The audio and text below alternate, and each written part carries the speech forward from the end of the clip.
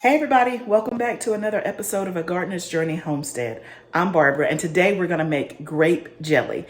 So a couple weeks ago I posted a video of me making grape juice from Concord grapes straight from Michigan, straight from the vineyard that Welch's uses. Well, I'm going to take that same grape juice and today we're going to make grape jelly. I'm going to show you two different ways to do it. So let's go.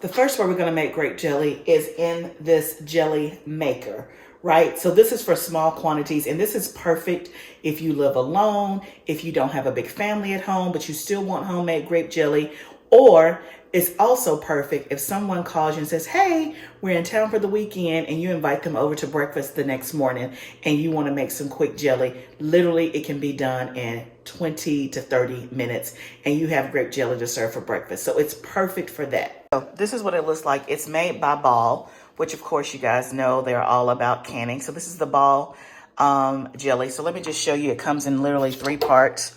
There's the base.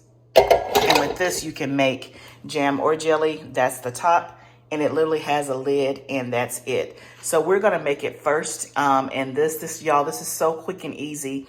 Again, this is great if you're making small quantities. So let's go ahead and get started and I'll show you how we're going to do this.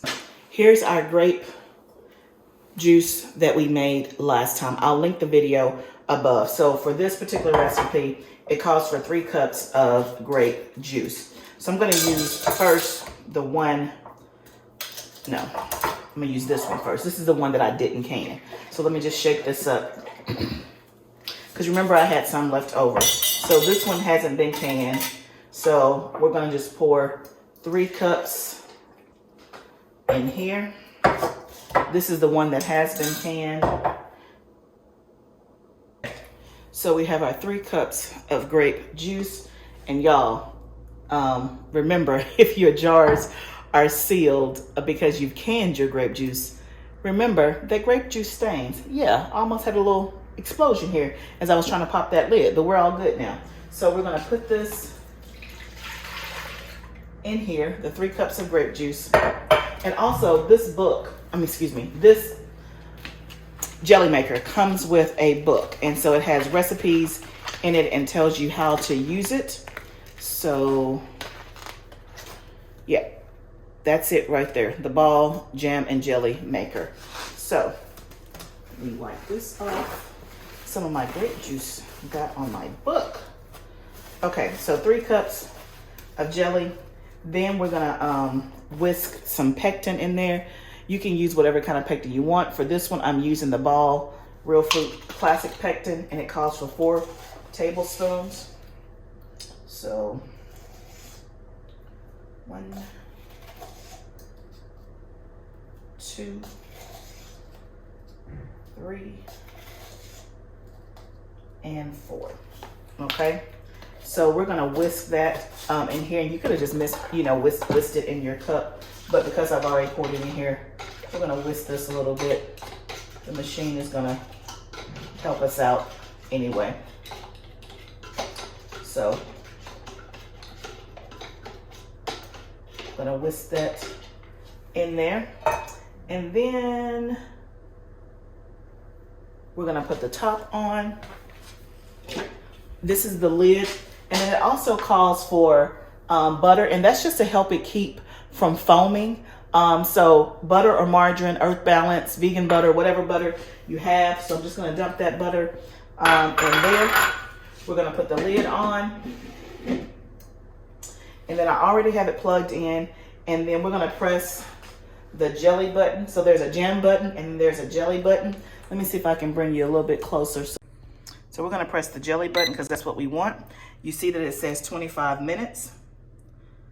So we're going to press it, enter, which is here. And then you can see it's starting to spin and to turn. So basically we're going to let this go for the first 4 minutes. And then after 4 minutes, it's going to make a sound and a beep. And then that signals us to go ahead and add in the sugar. So after 4 minutes, it's going to beep. We're going to add in the sugar, and then we're going to let it do its thing for 21 more minutes. And literally the jelly is going to be done just like that. Okay, y'all, so it just started beeping. So we're going to take, it's 3 cups of sugar. I'm using cane sugar. Also, you can use less sugar if you don't want it to be as sweet. So it tells you what to do for reduced sugar. It calls for 3 cups. I'm using like 2.5. That's usually like a good sweet spot. And I'm just going to pour this in gradually.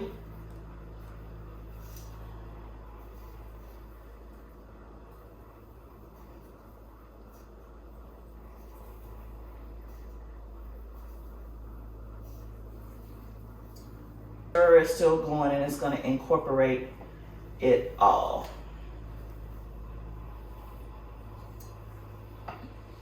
Okay. And then I'm looking to make sure, because on some of the recipes you do put the lid back on, and then some of them you don't. So for this one, we leave the top off. I think maybe for the jam you put it back on. So 21 more minutes and we'll be done. Jelly will be made. So again, remember I said, if you have people coming over at the last minute and you're making biscuits and you want some jelly and you got some grape juice that you've already canned or grape juice that you've bought and you want to make grape jelly, this is a perfect tool for this. That way you don't have to get out your water bath canner. You don't have to, can large quantities. Now I am going to make a large quantity today, and that's going to be the second method I'm going to show you, and I'm going to can that, right, for longer term storage. But this right here is perfect if someone was coming to my house and I wanted to have fresh grape jelly. Literally, I can make it in 30 minutes. Let it cool off and we're ready to go, right? So bring on the biscuits, bring on the toast. It's just that simple. So I'm always trying to make sure you guys know there is more than one way to skin a cat. There's more than one way to preserve your food. And also this grape jelly can go in the freezer. I've done that before too, right? So when I don't want to bring out my big canner and I just want to make jelly, this batch right here will make 4 half-pint jars, right? So I have literally made that like one Saturday night for the next morning, and I have put 1 in the refrigerator and I've put 3 in the freezer, and I just grab them as I need them. So you can do that too, okay? So we're gonna let that keep going, and then I'm gonna bring you back and show you the second way that we're gonna make jelly. You can see that, so let's see, we have 11 minutes left. You can see how the grape juice is turning into grape jelly. Isn't that pretty? I love all the pretty colors, just like when I made the cranberry sauce. The pretty colors. So you can see that bright Concord grape look. You can see that it's bubbling. So y'all, look, this little machine, it gets down to business, okay?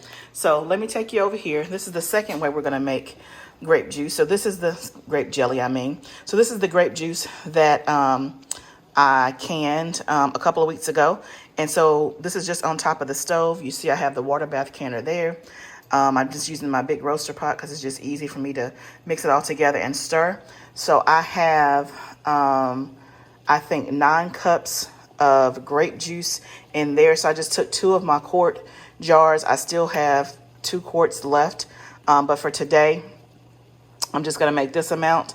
So 2 quarts, so let's just say 8 cups. And then I had a little bit left over from the 3 cups that I had in there. So it's about 9 cups. So we're going to go ahead and get this started cranking. But I wanted to see that we're making progress over here. Okay, so for this here, I have the grape juice in there.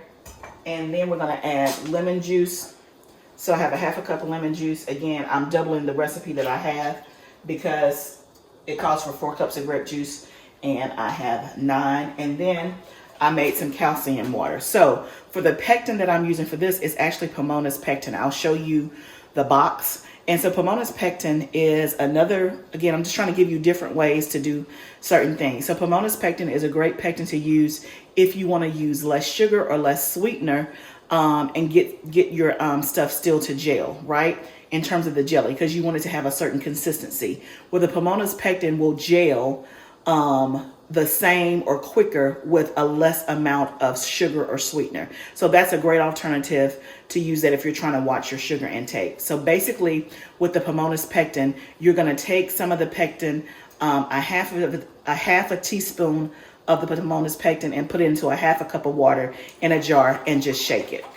And this makes your calcium water. And this is what we're going to put in there. And this calcium water, obviously, it makes more than what you need, but you can keep this in your refrigerator for a year. So for other recipes. So typically what I'll do is I'll just label this calcium water. I'll put the date. I'll stick it in my refrigerator. The next time I'm making jelly, I don't have to make this calcium water again. I can just use this right here. So that's a great alternative to use for that. So for this particular recipe, we're going to use 4 teaspoons of the calcium water.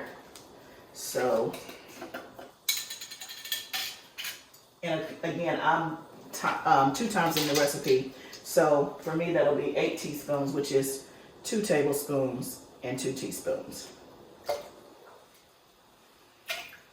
That's what you call quick math on the draw. With these recipes, sometimes it's hard to double it, triple it, and you can get kind of confused, but I think we got it. I think we got it. So we're going to whisk that up, and we're going to turn it up so that it comes to a boil, a rolling boil, and then I'll bring you back. Okay, so the jelly is done. So basically I just pressed cancel and I unplugged it, and it's ready to be jarred up and canned. You can see, let me see if I can show you the consistency a little bit. Oh, sorry about that. So then you can see that this mixture is boiling as well. So to this mixture, we're just going to add in our sugar. And so the part that you didn't see is that there's 4 cups of sugar because I'm doubling the recipe.